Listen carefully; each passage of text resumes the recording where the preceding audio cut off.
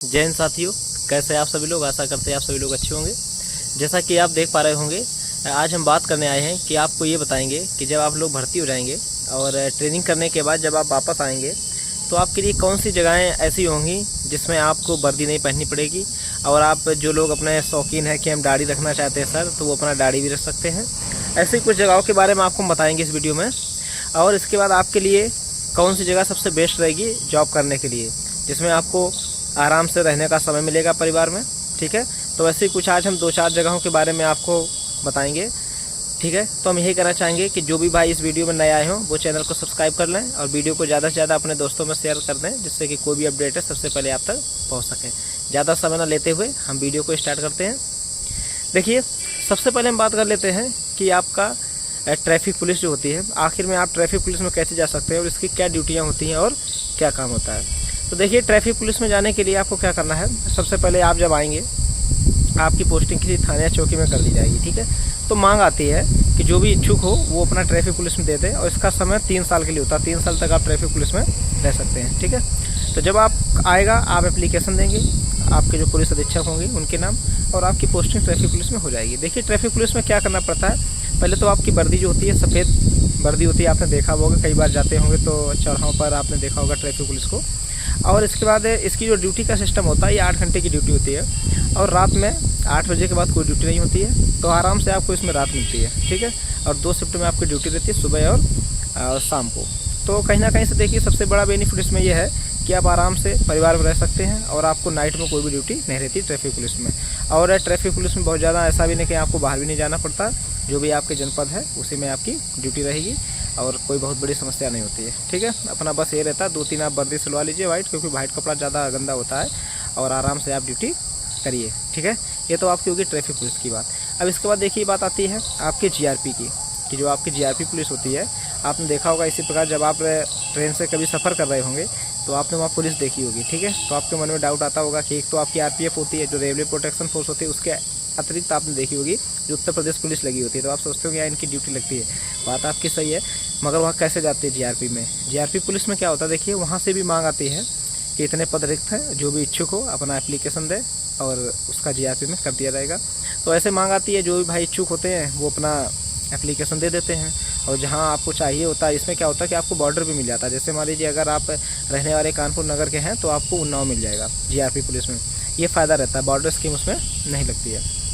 तो जीआरपी में होने के बाद क्या रहता है, उसमें भी देखिए आपकी ड्यूटी सबसे बढ़िया है, कोई आपको बहुत उसमें मेंटली परेशानी वाली कोई समस्या नहीं। बस आपका ट्रेन जाती है, आपका स्टेशन होता है कि इस स्टेशन से उस स्टेशन तक आपको जाना है। बस आराम से आप अपना बैठिए ट्रेन में, आपके लिए एक सीट रहती है।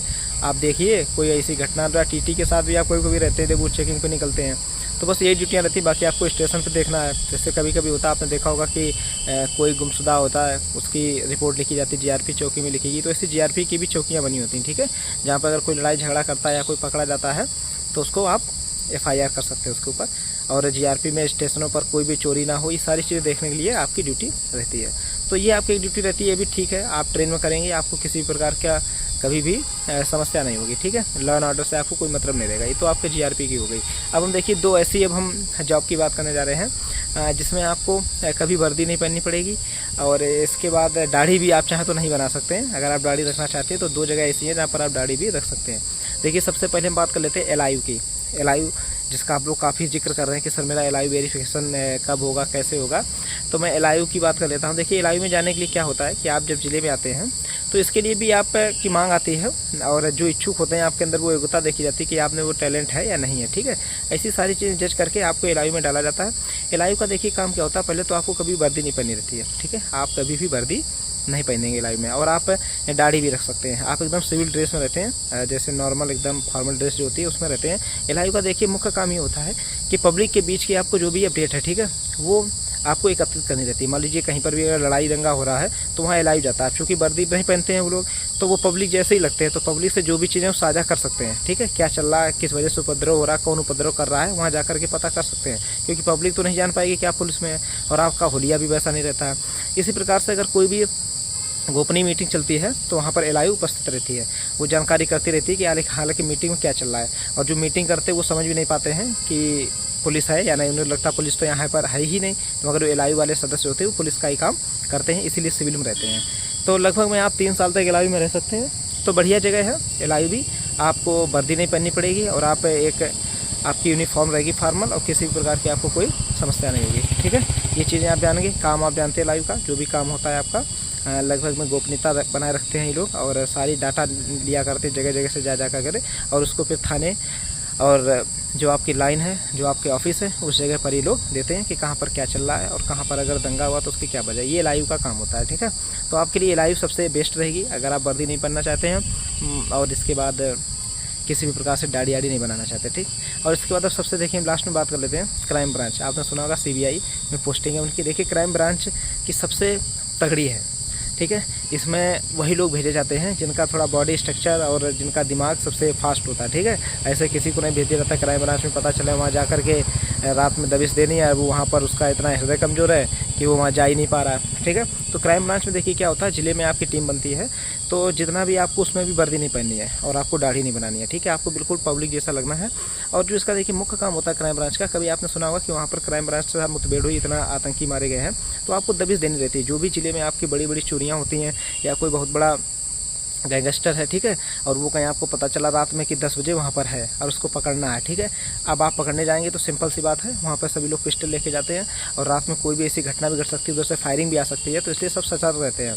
तो आपको गाड़ी मिलती है एसी वाली, आप आराम से बैठेंगे, आपकी पूरी टीम बैठेगी और जाके वहाँ पर आप दबिश देंगे जा करके उसके यहाँ। तो उसमें कई बार आपको मुठभेड़ भी करनी पड़ती है और उसको पकड़ के लाना पड़ता है।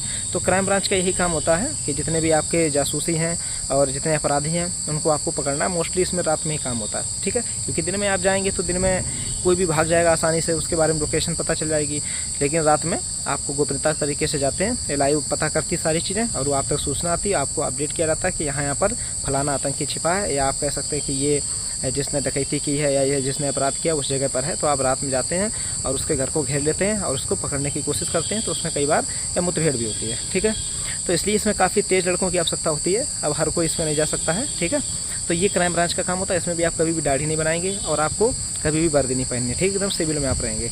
तो ये आपके लिए कुछ चीज़ें थी, जगहें थी जो मैंने आपको बताया।